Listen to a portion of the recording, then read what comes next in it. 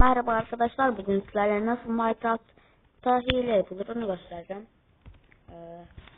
İlk önce Google Play Store'a giriyoruz.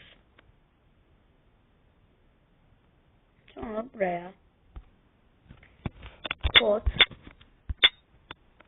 cat ve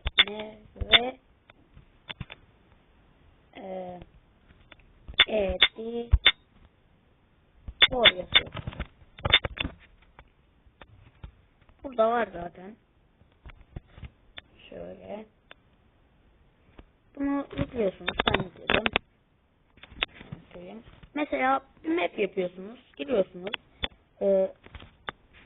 Mesela elmas, bayağı bir elmas istiyorsunuz.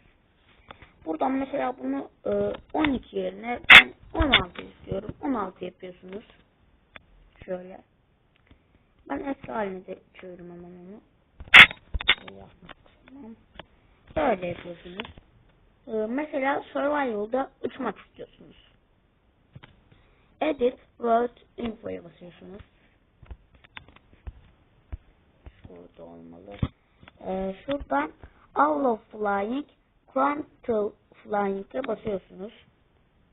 Sonra buradan çıkıyorsunuz. Buradan da çıkıyorsunuz.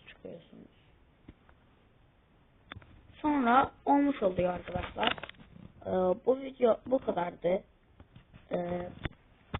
Ben Eren Gaming 70'ten Eren.